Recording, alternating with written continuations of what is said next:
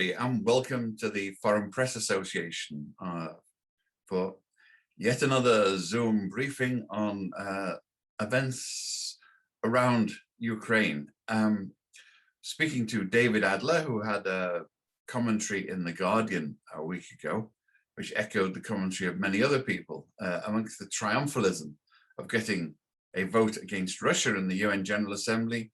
He pointed out the strange omissions that the global South wasn't there. And this is something I addressed in an op-ed or a commentary for the Quincy Institute. I've been following the United Nations for many years now, and I was in when the Palestinians reinvented the Uniting for Peace procedure, wherein lies a clue. As I pointed out in my piece, for the last 20 years, the United States has been constantly denigrating and, how should we say, defanging the Uniting for Peace procedure because it was being used to stop an unreasonable veto by a superpower, namely the US, against events in the Middle East. And now the chicken hawks have come home to roost, as it were, is that people are shouting that the UN has passed this resolution and forgetting that the country that's doing the shouting about this is the one that's done its best to make sure these resolutions are unavailing over the years. So David, you looked at the patterns there, and there's some anomalies, like the French have stopped managing to whip in the Francophone African countries. The British never really tried with the old Commonwealth countries. Of all the blocks still handing, if the ghost of the non-aligned still seems to be alive, seems to be haunting the United Nations chamber, what is your take on the distribution of the vote and what it means about actual sentiment? Yeah, well, I think we can look at two very different maps that tell two very different stories. The first map is the one that you referred to now, Ian, which is the map of the condemnation of the, quote, Russian aggression in Ukraine that was held in an emergency session earlier this month, in which case we can see a really large, I mean, certainly not covering most of the surface of the globe, but a huge number of countries, 135 countries, did indeed vote to condemn that invasion. Important abstentions from countries like India, China, Bangladesh, that we need to think about the motivations and the consequences of those abstentions. Certainly the US is already weighing sanctions against a country like India. We saw, the cancellation of a COVID-19 vaccine shipment from Lithuania to Bangladesh because of its abstention. So there already are a certain geopolitics that pertain to the UN resolution itself. But the core argument that I make in this piece is to direct our attention away from the UN map and towards the map of sanctions set against Russia. Now, sanctions are the fundamental content, the actual substance of the war effort against Russia, right? This is the most intense kind of declaration of war that's been set by the US and its allies in Europe against Russia, against its people, set out, as Jen Psaki said yesterday, to cripple the Russian economy and deplete Russian resources. So I think the more critical question is, beyond the diplomatic theater of the United Nations and those votes, which are of course critical in the signals they send and the alliances they portend, to actually look at how countries are engaged in that form of economic warfare against Russia. And there we find a completely different map than the United Nations condemnation. Basically, no country beyond a fortified coalition of South Korea, Japan, Australia, New Zealand, Canada, the United States, and the EU has taken on sanctions against Russia. That includes NATO members like Turkey. And of course, it includes those large countries that abstained from the UN vote, China, India, Bangladesh. But far more importantly, I think in terms of making sense of geopolitics in the age of multipolarity, is countries that the US otherwise considers broadly onside in creating that kind of summit for democracy, that club of democracies that Joe Biden has been very committed to. Countries like Mexico, countries like Argentina, countries across Africa that the US would like to corral into its club as it moves towards a more Cold War footing vis-a-vis Russia, and of course, more importantly, vis-a-vis China. So I'm suggesting that we need to look at the substance of the foreign political conversation, the actual ways in which these countries are or are not engaged in that war beyond simply the rhetorical expressions of their governments at the UN General Assembly to get a grip on what geopolitics might look like in the world that is coming to form in the course of this war between Russia, the United States, and its allies. I mean, as you differentiate there are several different aspects. Most countries disapprove of the invasion unequivocally. It's complete violation of the UN Charter, which is based on the non-acquisition of territory by force, that you don't take military action without Security Council approval, etc., etc. But there's also the question of the sanctions, because once again, mostly through US abuse of sanctions over Iraq, Cuba, and so on, there is a sanctions fatigue amongst many, many countries who saw what was done when the US maintained and the UK maintained sanctions on Iraq years after there was any significant majority for them in the United Nations. There was immediately after the invasion of Kuwait, but through a sort of legalistic leisure domain, the West managed to maintain sanctions there for many decades after. And these were famously, that Madeleine Albright said were worth it when she was asked if it was worth 500,000 dead Iraqi children. Yes, we think it was worth it. She has since tried to eat her words, but it's a bit too much. She's choked on them, and understandably. And that's the attitude that the rest of the world goes, is the US wielding its power to fight its, direct bilateral missions. Iran is a case in point. Most countries are neutral about Iran.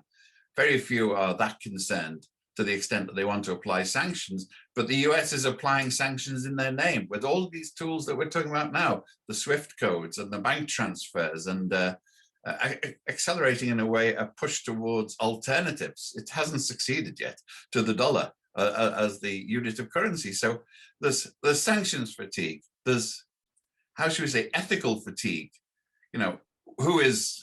Why is the US taking this action when it doesn't do anything about the Golan Heights, doesn't do anything about Western Sahara, doesn't do anything about the multifarious other places where there've been almost as equal defaults on human rights and international law?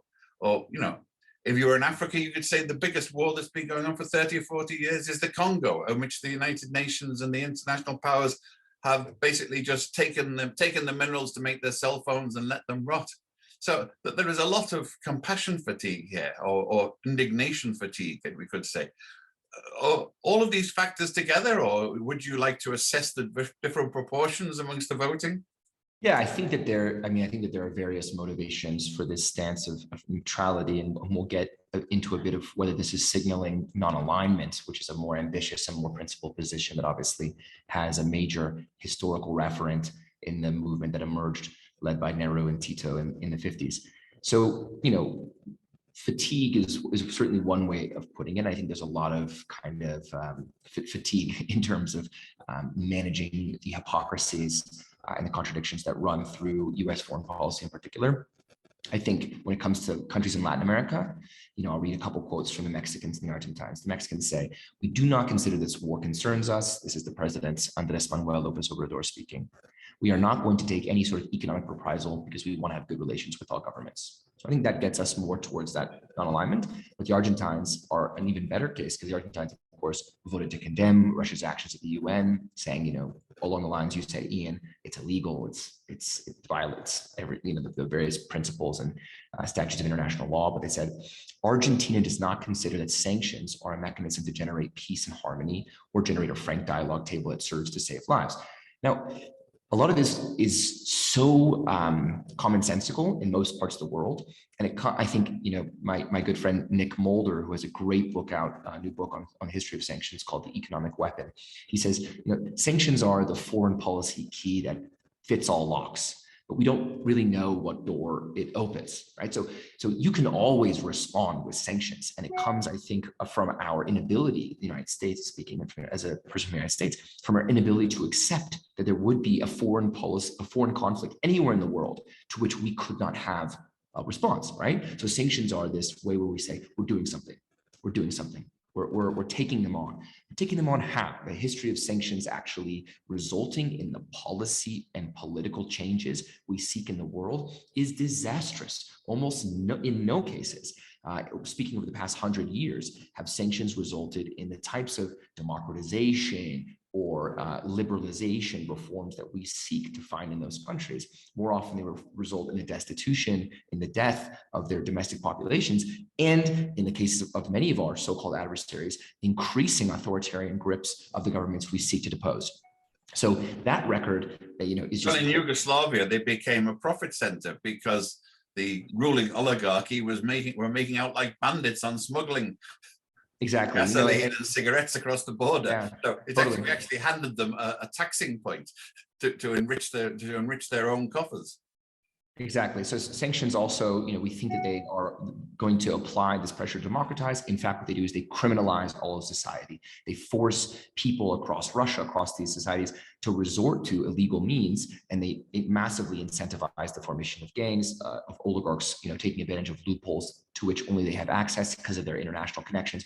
It's disastrous. Now, the question is why? Why is this so hard for the United States to accept, whereas for other countries it's so visible? The reason why I bring this up is because I think that for countries like Mexico and Argentina, which often find themselves on the wrong side of the Monroe Doctrine, namely saying, we want our right to assert our sovereignty against the kind of pressures from the U.S. Sovereignty, I remember that word, yes.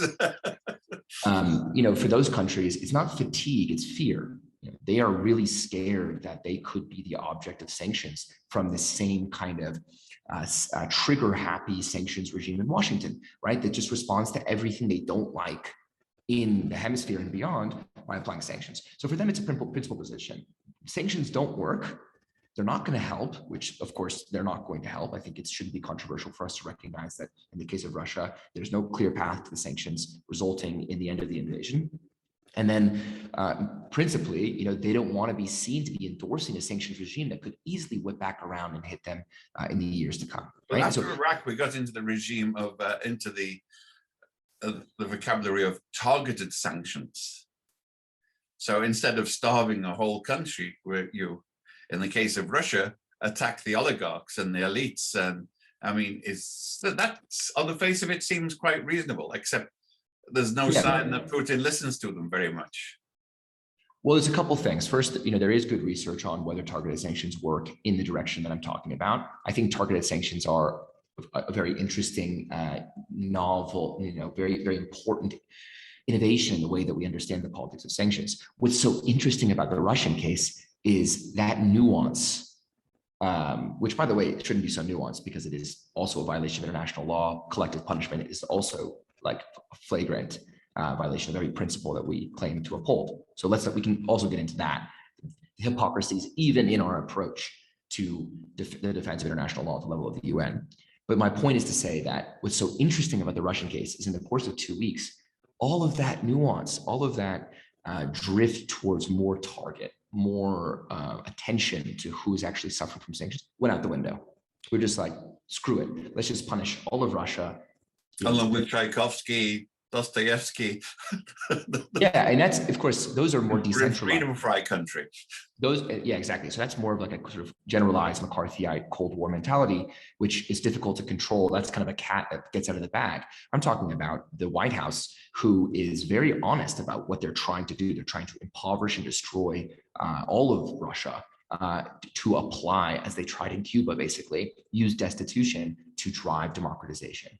And that link, that link has never held. It's never worked. It often backfires. So it doesn't make sense. So let's go back to that map of sanctions. There's also a kind of savvy dimension of this. Like, guys, we don't believe in these interventions, even if we condemn the invasion. We're not going to join the war effort. But I think it also— If you remember James Baker, the Baker principle here, he said in the Balkans, we don't have a dog in that fight. So he didn't care how many Bosniaks Milosevic killed or how many Croatians he slaughtered. We don't have a dog in that fight. And that's surely not the clarion call, but the muted whisper from people all over the world. What's it got to do with us? Yeah. So I think that they're caught between a rock. Many of these countries in the global south are caught between a rock and a hard place. The rock is that, as you said, Ian, they want it. They do feel themselves vulnerable to the same kinds of invasions and violations of international law that we see on display in Ukraine, as we also saw on display in the past 30 years of basically unipolar rule by the United States across the world, right? That's something that they feel nervous about being on the other side of. But the other thing, which I think gets to the point of the article and the more predictive aspects of it, is that, in the age of unipolarity, these countries were really forced to take a side. They really had to say, okay, we're either with the United States or we're taking this big stand against the United States. And there are some cases in which groups of countries tried to band together to resist that, like we saw in the pink tide in Latin America, the BRICS, the formation of UNASUR, the blocs that tried to say, we're going to resist the unipolar moment. But I think that what we're seeing now in that map of sanctions is the recognition that that unipolar moment is now becoming a more multipolar moment. That these countries are going to be squeezed and counterposed between multiple great powers, between the Chinese, between the Russians, and the United States. And in that context of a more multipolar world, you don't just have to choose between compliance and resistance. Neutrality, non-alignment becomes a real geopolitical position in the same way that it was in the Cold War, the first Cold War. So I think that, I really start from the position that I've been doing a lot of introspection. I work in international politics, thinking about what exactly this tells us, this war is telling us. And to me, the main thing that it tells us is that the second Cold War has started in earnest. And we've been talking a lot about, are we entering a Cold War with China, blah, blah. I think that what this tells us, as well as the eviction of Tchaikovsky and Russian cats and, Russian ballerinas. We are back in the Cold War, and I think this is a dry run for what we'll see with the Chinese as well. But this is the case where the non-aligned almost comes back into its own, because during the last 20 years, one of the things I had noticed was how pervasive the non-aligned was as a concept, even though no one was quite sure who they were not aligning with anymore for a long period. But somehow those relationships, and you mentioned them before, Tito, Nero, Milosevic drew support from that, even though Milosevic was no Tito. He wasn't anti-imperialist. He wasn't even anti-capitalist. He wasn't even socialist, social democrat. He was a kleptomaniac, but he still garnered diplomatic support from the former countries of the non-aligned because of the sort of relationships and penumbra that had built up around them.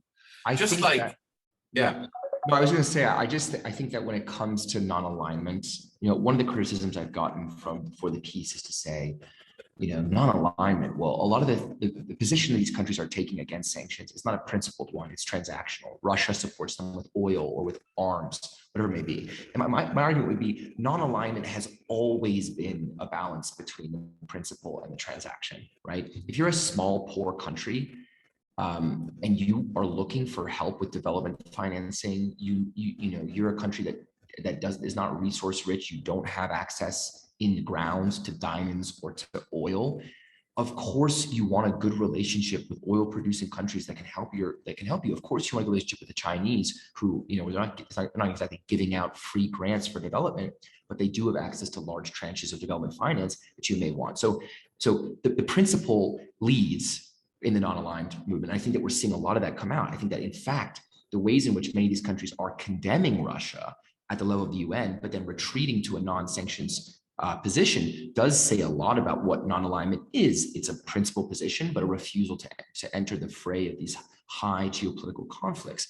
But I think that I resist the temptation of these people for me to condemn countries in Latin America or Africa that refuse sanctions and want, as the Mexicans to say, to have good relations with all governments. Because if you're a poor, even medium income country, why are you trying to, you don't have the privilege of isolating yourself, of moving towards autarkic. It's this American inability to see ourselves as others see us. So people in Washington, pundits, will weigh very seriously the effect of gas prices on popular support for the war, and yet they will accept with complete insouciance the economic devastation of a third country for getting involved. They expect them to show the moral fortitude that American voters won't. Yeah, no, I think what's going to be really interesting to see, Ian, as we move deeper into this second Cold War, is the Cold War mentality always involves this kind of tension between these two geopolitical maneuvers in the Cold War. One of the geopolitical maneuvers that we're already seeing at the beginning of the new Cold War is the frivolous violation of all principle to achieve what we need to achieve, right? Screw it. We'll go talk to Maduro. We need oil. Like, what do we care about our past positions on authoritarianism and democracy? Yesterday, apparently, we gave tacit, implicit authorization for Moroccan occupation of Western Sahara. Right, exactly. Secretary of State was there, and she said, "Oh, we're going to carry on giving arms to Morocco because we think there's a solid basis for a settlement." The Western Saharans don't. No one else in the world does, but because it's expedient, the US does. And then we wonder why other people aren't going to fall on their swords for our principles.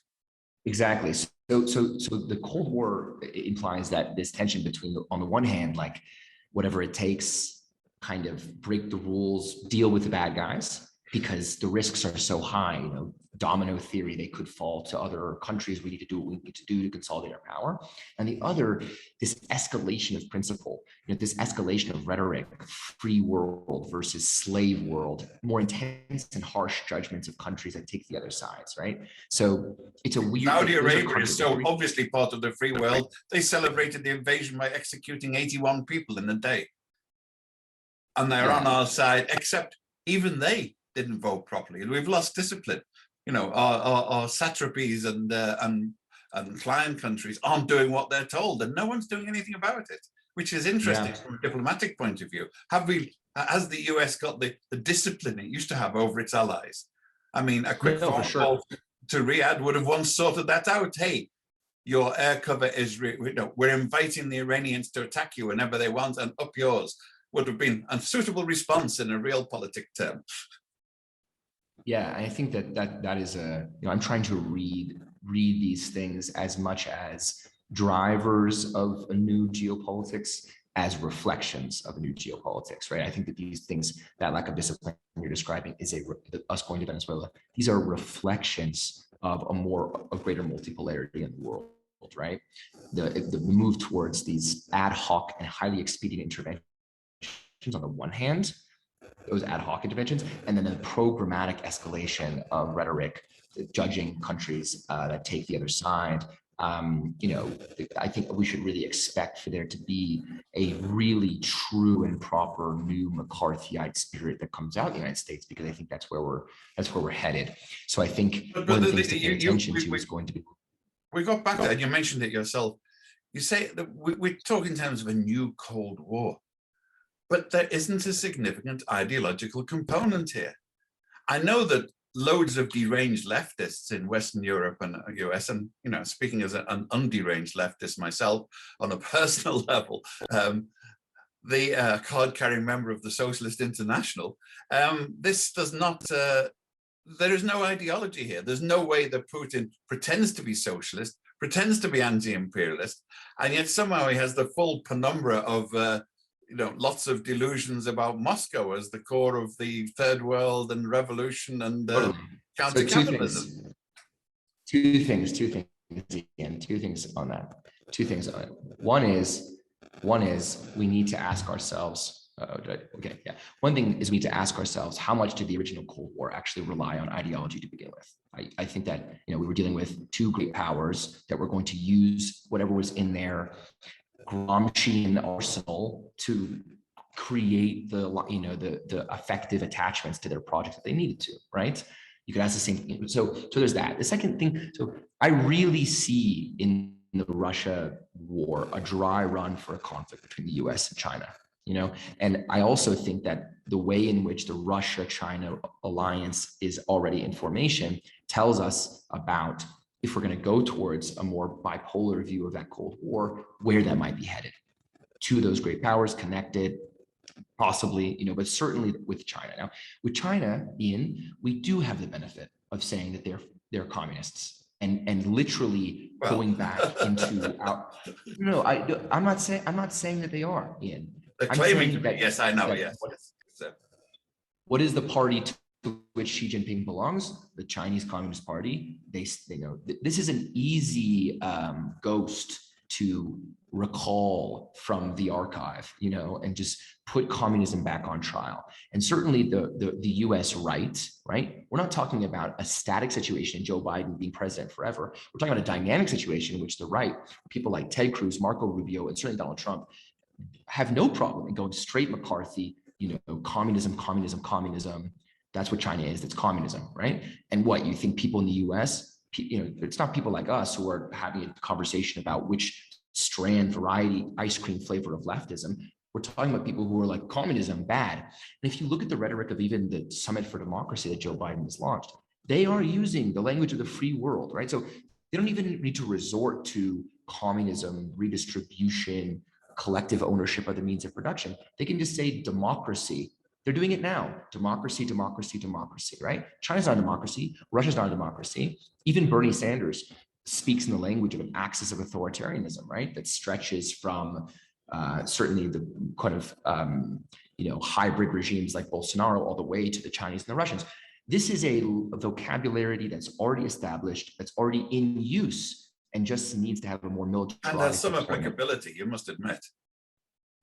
I'm not here to make judgments about the ideological character of regimes. I'm saying, you're asking me, is it, which is a fair question, is the Cold War framework really the relevant one? And my point is to say, without a doubt, yes, it is. I think that it is not one for one. The Soviet Union was different in character. Certainly, we need to pay attention to the ways in which both China and the United States are more imbricated economically, and the implications of that imbrication for a Cold War, which will look different than the Soviet Union, which was effectively isolated, not at all integrated into the Western capitalist economic world. That does have implications for the shape of that Cold War. But to me, where are we headed, and what is this war with Russia telling us? What is the White House kind of practicing? They're practicing for a larger geopolitical conflict with a more, let's say, sophisticated and more powerful adversary in the form of China, my guess. Yeah, I'm not sure this particular White House is especially invested in the fight, except as a reflex. I mean, and there's much to fight about, as our journalist colleagues in Hong Kong could testify, for example, or our friends in Taiwan, the cozy social democrats who have a health service, who have free education, free trade unions. If there's an ideological battle, yes, there's one to be fought, but there's a reflex, as we pointed out, these ingrained habits that could produce a Cold War. But in the case of China, they're hedging a lot here, because they did not approve of the invasion officially. One correspondent in Odessa for a Chinese TV station embedded in the Russian forces is not exactly full-blooded approval in geopolitical terms. It's a sign, and the allegation, the promises might have been made that possibly the Chinese would consider military aid. But one of the differences with the past is that whereas the Soviet Union, the Warsaw Pact, was autarkic, basically it operated in isolation from the world. China is deeply involved, and it's almost like the old gladiatorial combats where the combatants were chained together. You might flash at each other with knives, but in the end, you are, they are not in a position to the equal damage to both. But the Chinese and the US are equally dependent. Yeah, Macy's can't sell their goods if they can't get knocked down non-union made Chinese shirts, for example. I'm not totally convinced by the sort of du commerce kind of trade and economic interdependence make peace. But your point's well taken. I totally agree. I'm not saying they make peace, but they make for caution. yeah, totally. No, I think in China's foreign reserves are ostensibly a nuclear weapon. I think that we need to update our vocabulary of Cold War to think about economic weapons, financial weapons as being another form of mutually assured destruction, as nuclear ones were, right? With huge devastation that can be caused by unleashing these sanctions. The sanctions we've set against Russia are effectively nuclear. They don't destroy in the kind of visible way, but they are going to destroy millions of lives across Russia and immiserate huge populations, force tons of migration, destroy families, all that kind of stuff, right? So like they are enacting a declaration of war, and China would be capable of inflicting tremendous damage on the global economy. The amount of the stuff that we produce in China that we rely on is crazy. So, I mean, that runs both ways in the way that you're suggesting. However, obviously, it's been the Chinese Communist Party's policy for some years now to move towards greater consumption at the domestic level. And if that continues over the course of several years, and there's more of a shift away from an export exclusive model towards building up its own middle class, towards decoupling from the West, towards building up its own tech giants, kicking out Facebook, kicking out all those people, out Meta, like no social networks to fill the void, right? But China has already huge infrastructure that can sustain it technologically. It's no longer reliant on so many of these big firms in the United States, and the yuan being competitive on the international stage vis-a-vis the dollar does create equal and opposite pressure. So I think there are many ways in which the analogy fails, ideologically, economically, but I think that it does help us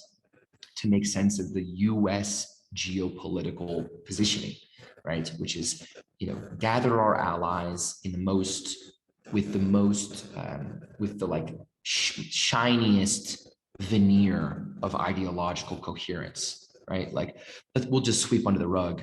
But how can you do that when 50% of the political class in Washington is basically on the side of authoritarianism wherever it crops up? I mean, This is one of the points where you're referring to a US foreign policy. And I think one of the things of the last decade or so is the absence of any joined up, thought out foreign policy. It's been a set of ad hoc reflexive reactions to particular situations, and often framed in terms of domestic lobbies. Do you support Israel or not? Do you support Morocco or not? And it's a case of who's got the biggest checkbook in Washington that determines these, rather than a sort of patrician class of WASP foreign policy experts extrapolating the information from the world and saying, this is what a coherent foreign policy should look like. Nobody's trying to do that as far as I can see. Yeah, so I think that unipolarity creates the space for frozen. You're back. Okay. You're frozen, but the voice is coming. Carry on. All right. Unipolarity allows for that. Hegemony in the world that we've enjoyed since the fall, for 30 years, allows for U.S. foreign policymakers to be completely ad hoc, completely devoid of principle, to just do whatever they want, because what's the reaction going to be? Who's going to challenge them on the world stage?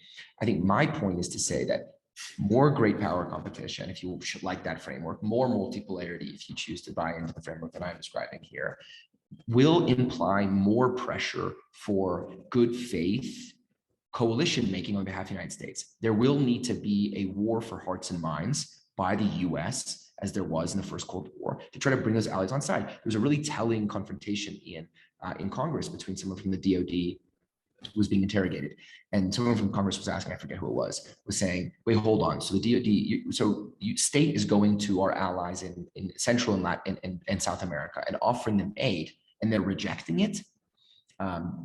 This is in the context of fears about Russia's influence, China's influence in the region, in our hemisphere. And the DoD was saying, yeah, they don't want it. And the Congresswoman was responding, well, that's really problematic. We need to find a way to get them back on side, get them better. There's going to be that competitive pressure. Now, many historians will point to the ways in which that competitive pressure actually raised the bar and created room for civil rights movements to flourish in the United States, because it allowed for our adversaries to, push us on the failures and misapplications of our own stated principles. But it also, implies huge risks for the collateral damage, like Ukraine, right? Tons of violence at the borderlands of that new Cold War. So I think, again, we're back to that, the tensions that arise in multipolarity. So I think that, to your point, I don't disagree at all about the past 2 decades of US foreign policy making. I think that what Joe Biden's push for commitment to this Summit for Democracy idea, which I think they'll keep as a rolling program, is the way they speak of democracy is different than the way George Bush spoke about it in 2004, right? This is not a mission accomplished kind of, shock and awe, bring democracy with a fist. This is, let's get together, let's build these alliances, let's bring, we need India to be the kind of bulwark against China. How do we do that? We build this relationship. So we need India. I mean, this is where reality impinges on us. We need India to be our democratic ally when it's ruled by a prime minister who is a sectarian person who uses pogroms against the Muslims as a tool of policy, who's repressing Kashmir. So it does not bode well. Once again, we're stuck with this position as the, allies. We do not create our allies. We grab and pick them off the shelves, whether they fit or not.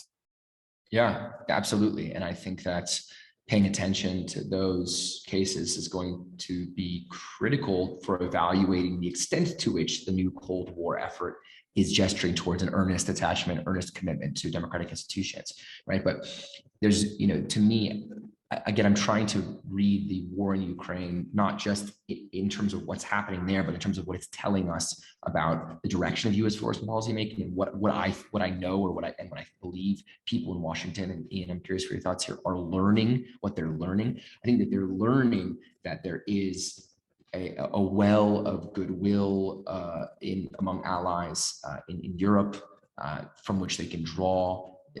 There's the narrative of defending democracy, defending people against those great powers, that's really powerful, that's something that they can apply and apply again, not just to the potential of a Chinese invasion in Taiwan, but even in any kind of conflict in the South China Sea could be construed as a new borderland that needs to be defended for the for freedom, and that stuff is landing. It's landing in the U.S. press corps. It's landing in Europe.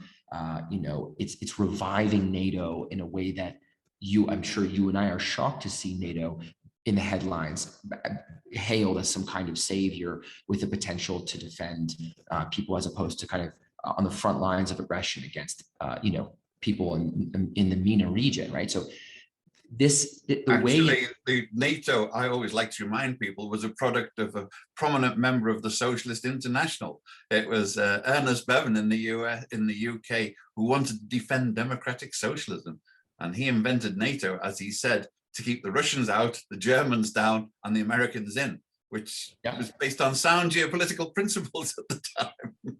But you know what, that same line could not be more relevant today. So that's why I see the parallels are so strong, and the historical echo is so loud when it comes to the original Cold War. Anyway, Simon has a question here. Yes, I was about to say that's the next one, Simon.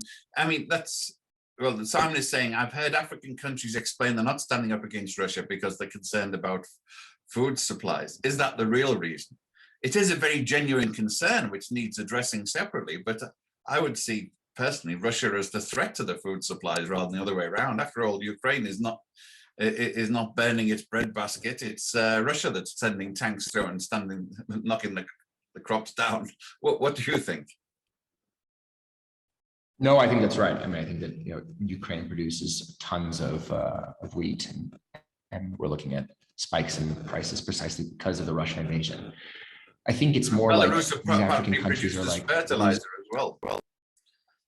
Russia, makes a lot of raw materials. I mean, there's, like I said, oil and other kinds of economic support that flow to these countries in the global South that are really important.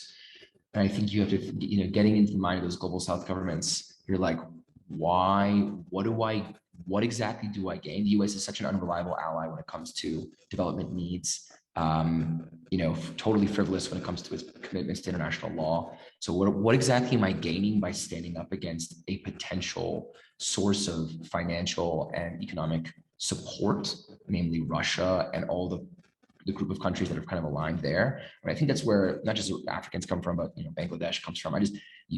There's this call to stand up for the principle, and oftentimes that this goes to the kind of transactional aspects of this. There are needs in these countries and are trying to take care of their populations. So I think that there's probably going to be a decoupling of the conversation around the invasion and the conversation around food prices, as there should. It's not like the U.S. doesn't make any crops. It's not like we don't, our free trade agreements don't have anything to do with agriculture. So, I think that there is a lot of, there could be a decoupling of that conversation where they don't want to go too hard against. It's not like sanctioning Russia gets you closer to getting the food prices down from the invasion of Ukraine, right? So this goes to the conversation about what sanctions are and are not able to accomplish on behalf of those countries in the global south. So there's another kind of question. But you mentioned it before about, we mentioned the joined up foreign policy. The Chinese Belt and Road Initiative shows how seriously they take foreign policy. They got their economic development policy, whereas the project for the new century, the American version, was about how many missiles we get into space and intimidate our opponents. The Chinese are buying, are ignoring, not ignoring space, but they're buying the ground from under the West by the Belt and Road Initiative. Billions of dollars going, and there's very understandable questions being asked about the motivation and the use of those as people who've gone bankrupt and had to sell their ports at, and facilities at fire sale prices to the Chinese. But it's a very effective joined up way of conducting foreign policy, which the US has hitherto proven utterly incapable of. No, Ian, that's madness. This was exactly our plan. This was the Marshall Plan. The Marshall Plan, and by the way, I'm talking recently. Yes, I know originally, but the last 20 years, giving money to foreigners has been interdicted by the know-nothings in Congress, pretty much, unless it's Israel. But everywhere else, I think we can have a more detailed conversation about what exactly has happened in the past 20 years. But I would argue in the past 20 years is that we haven't forgotten that mission Jim Kim did at the World Bank. Jim Kim initiated this billions to trillions model that basically said, okay, the World Bank is going to basically insource tons of private finance by assetizing, doing exactly what you said, Ian, that the Chinese are doing, assetizing mountains and ports and railroads, and letting private investors from Wall Street, from these big from these private equity firms and hedge funds, basically buy up infrastructure, assetize it, securitize it, financialize it, right? So we're doing that. We're just doing that with the motive of basically rents seeking and profiteering on behalf of our Wall Street and Stamford, Connecticut firms, whereas the Chinese are doing it in a much more holistic and state-driven way. So it's not like they're doing it, we're not, right? We're doing it at the same time, we're doing it in different ways. But when it comes to Belt and Road, there's no doubt with the Marshall Plan. Yes, but I think to answer Simon's point in the context of the conversation we've been having, this is more Cold War stuff, right? This is more I give you this and we form that geopolitical alliance. Now, does that buy subservience? No, it buys a certain, it raises the stakes, let's say, it raises the costs to any kind of action against China or taking sides with the US. Of course, that's the nature of economic exchange. That's the nature of interpersonal exchange, right? I have a best friend. We're very, very close friends.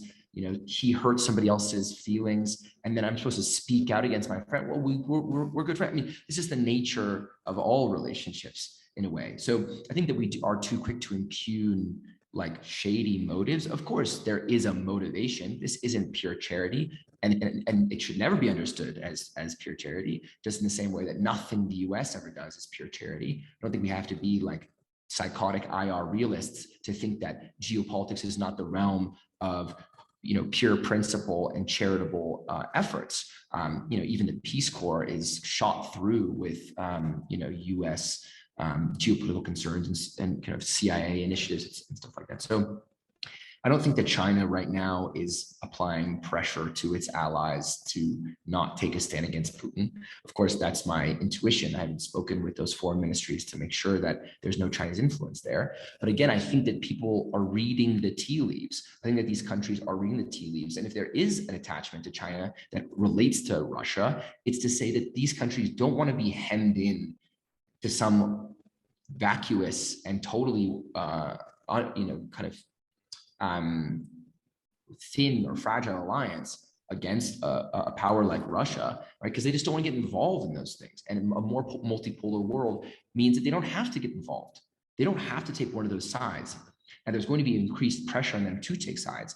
The US legislation on countering adversaries through Sanctions Act, CAST or something like that, allows us to sanction third countries that take the other side in our Cold War efforts, right? Classic Cold War stuff, right? We have the stick ready, and then we're going to go around and offer some carrots when necessary, right?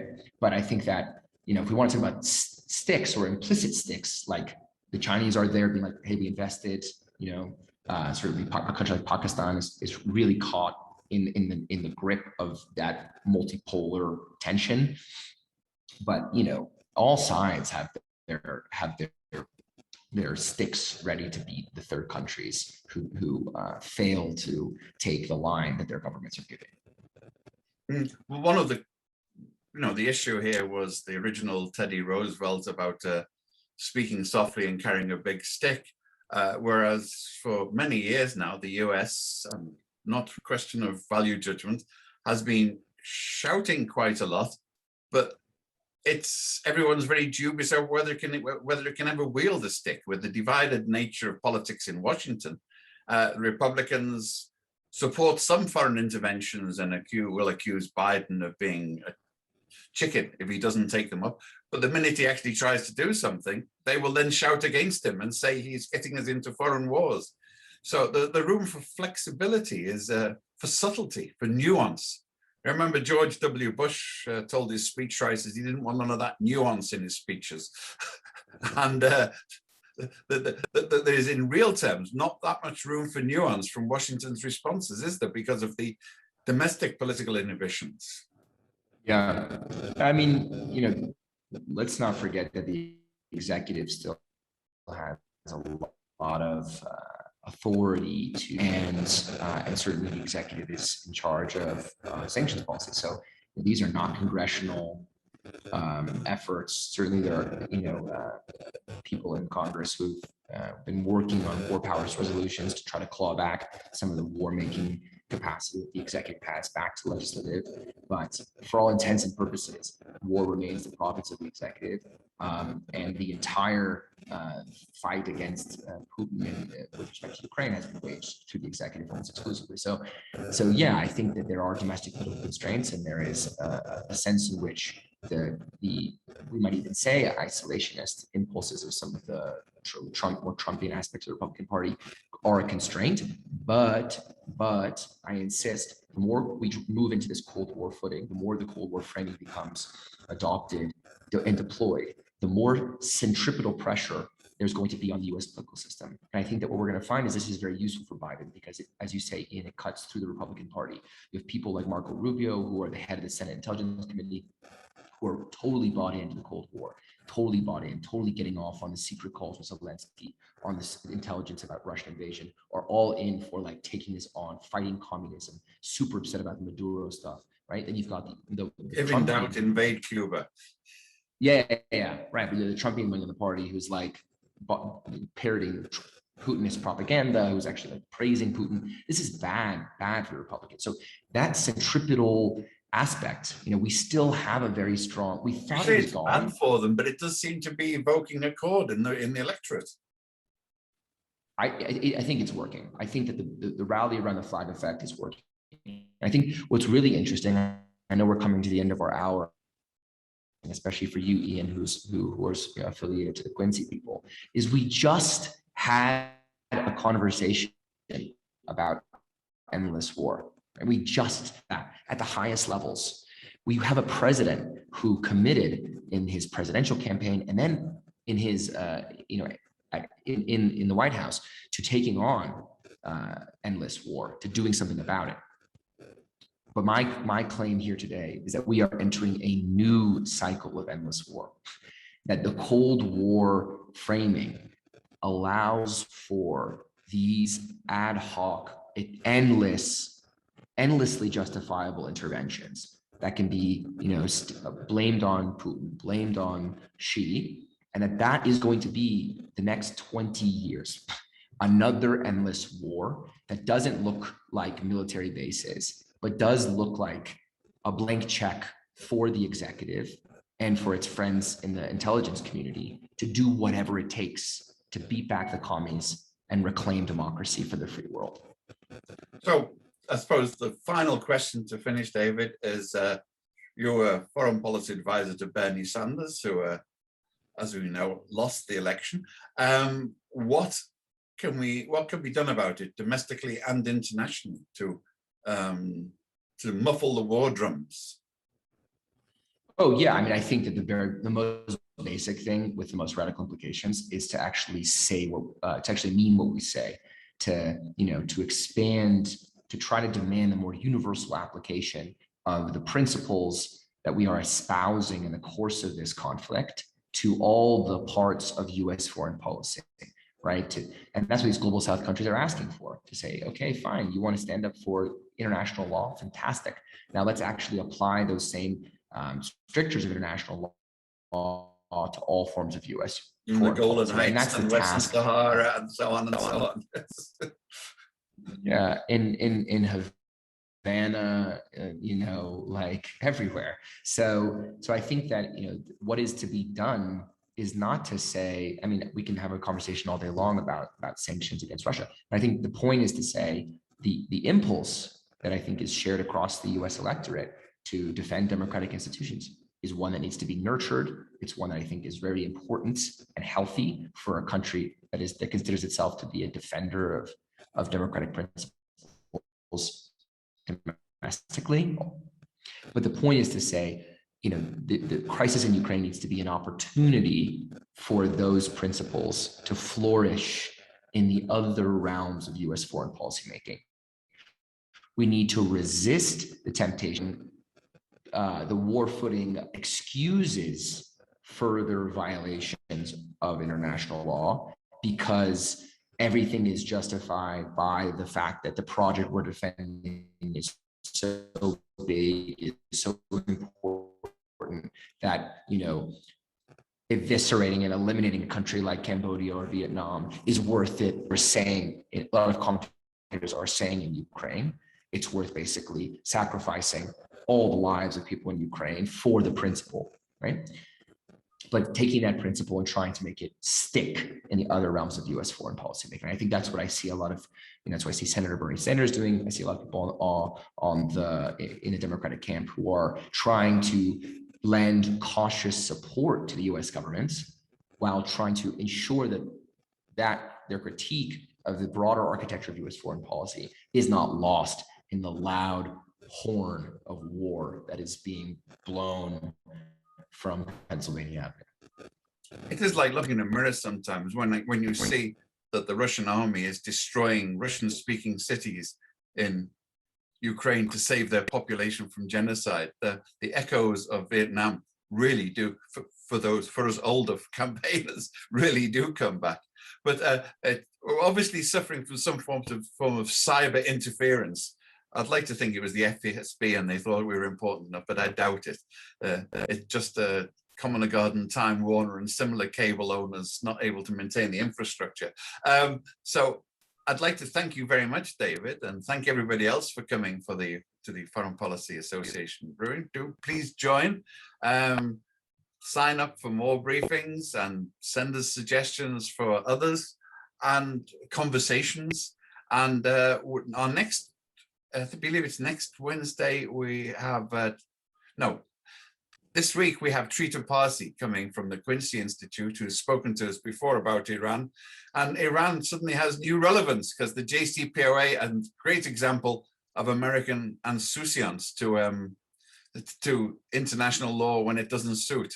It doesn't suit lobbies at home. Whether it's a geopolitical necessity is another story.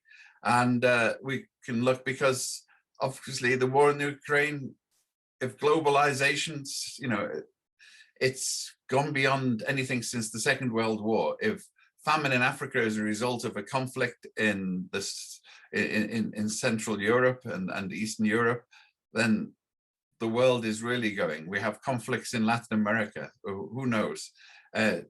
there's a lot at stake. Thank you very much, David, for putting it in perspective. And we'll see you soon, I hope. Do keep in touch. And